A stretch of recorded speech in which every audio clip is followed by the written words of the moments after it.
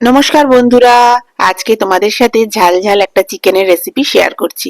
তবে আজকের চিকেনটা একটু অন্যরকম ভাবে বানাবো, সাথে একটা থকথকে গ্রেভি থাকবে, যেটা তোমরা রুটি বা পরোটা দিয়ে দারুণ খেতে পারবে। কি কি লাগবে তোমাদের এক ঝলক দেখিয়ে দিই। 400 গ্রাম চিকেন, একটা মিডিয়াম সাইজের পেঁয়াজ বেটে নিয়েছি, একটা মিডিয়াম সাইজের পেঁয়াজ কুচি করে কেটে রেখেছি, বড় একটা টমেটো, 10-12টা রসুন আর আদা 1 ইঞ্চি পেস্ট করে নিয়েছি, 8-10টা কাজু বাদাম, অল্প একটু কাসুরি মেথি আর কিছু কাঁচা লঙ্কা। এছাড়া তেল, নুন, হলুদ, গুঁড়ো মশলা এসব তো রইলই। প্রথমে কড়াতে আমি 3 টেবিল স্পুন সর্ষের তেল দিয়ে ভালোভাবে গরম করে নিয়েছি। এবার চিকেনের পিসগুলোকে অল্প একটু ভেজে নেব। ফ্লেমটা এখন মিডিয়াম রয়েছে।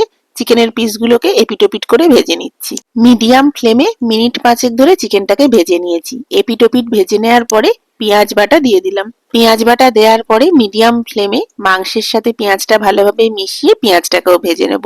পেঁয়াজটা একটু ভাজা ভাজা হয়ে এলে মিনিট 2-3 পরে দিয়ে দিচ্ছি আদা রসুনের পেস্ট।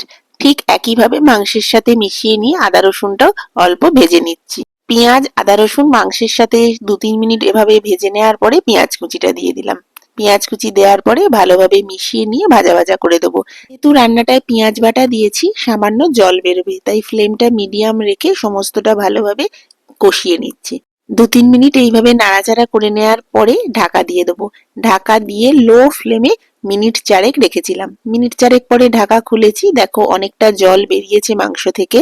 ঢাকনা খুলে মাংসটা ভালোভাবে নাড়াচাড়া করে নিয়ে একটা বড় সাইজের টমেটো কুচি দিয়ে দিলাম। আর এখনই 3-4টে কাঁচা লঙ্কা কেটে দিয়ে দিলাম। সবটা ভালোভাবে মিশিয়ে নেব।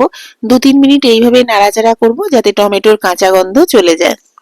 এবার ঢাকা দিয়ে মিনিট 10 রাখবো। 10 মিনিটে টমেটোটা অনেকখানি নরম হয়ে যাবে, কিছুটা জল বেরোবে, ভাপে মাংসটাও কিছুটা সেদ্ধ হয়ে যাবে। 10 মিনিট পরে ঢাকা খুলেছি, সবটা ভালোভাবে নাড়াচাড়া করে গুঁড়ো মশলাগুলো একে একে দিয়ে দিচ্ছি। প্রথমে দিলাম হলুদ গুঁড়ো, এরপর দিয়েছি ধনে গুঁড়ো, জিরে গুঁড়ো আর কাশ্মীরি লঙ্কা গুঁড়ো। সবটা খুব ভালোভাবে মিশিয়ে নিলাম। সবকিছু একসাথে ভালোভাবে মিশিয়ে দিচ্ছি। 5-7 মিনিট এইভাবে লো ফ্লেমে মাংসটা মশলার সাথে ভালোভাবে কষিয়ে নেব। স্বাদ মতো নুন দিয়ে দেবো এই পর্যায়ে। সবটা ভালোভাবে কষিয়ে নিয়ে ঢাকা দিয়ে দেবো। ঢাকা দিয়ে 10 মিনিট মতো রেখেছিলাম। 10 মিনিট পরে যখন ঢাকা খুলেছি, দেখো বেশ খানিকটা জল বেরিয়েছে মাংস থেকে। খুন্তি দিয়ে সবটা একবার ভালোভাবে নাড়াচাড়া করে নিয়ে আবারও একবার ঢাকা দিয়ে দেবো। মিনিট 5-7 এভাবে ঢাকা দিয়ে রাখবো। লো ফ্লেমে মাংসটা দেখো অনেকটাই সেদ্ধ হয়ে গেছে। এই রান্নাটায় খুব বেশি আমি জল দেব না, মশলাটা সম্পূর্ণ কষানো হয়ে গেছে। এবার মাঝারি কাপের হাফ কাপ জল দিলাম। সবটা ভালোভাবে মিশিয়ে দিচ্ছি আর এখনই দিয়ে দেবো কাজু বাদাম বাটা। 8-10টা কাজু বাদাম সামান্য জল দিয়ে পেস্ট করে রেখেছিলাম। কাজু বাদাম দেওয়ার পরে মাংসের সাথে খুব ভালোভাবে মিশিয়ে দিয়ে ঢাকা দিয়ে দেবো। মিডিয়াম ফ্লেমে 5-7 মিনিট এবার এটাকে ফুটিয়ে নেবো। 5-7 মিনিট পরে ঢাকাটা খুলেছি। মাংসগুলো গ্রেভির সাথে খুব সুন্দরভাবে মজে গেছে, গ্রেভিটাও বেশ ঘন হয়ে গেছে।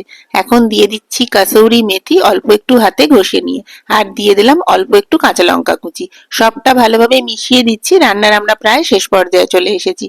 কাসৌরি মেথি দেবার পরে চাপা দিয়ে 2-1 মিনিট ফুটিয়ে নেব। 2-3 মিনিট পরে ঢাকাটা খুললাম। সবটা ভালোভাবে নাড়াচাড়া করে নিয়ে ওপর থেকে কিছুটা ফ্রেশ ধনেপাতা দিয়ে দেবো।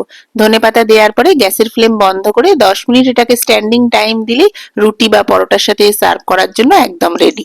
আজকের রেসিপির আইডিয়াটা তোমাদের কেমন লাগলো অবশ্যই জানিও। খুব শিগগিরই আবার একটা নতুন ভিডিও নিয়ে দেখা হবে। ততক্ষণ প্রত্যেকে খুব ভালো থেকো, সুস্থ থেকো।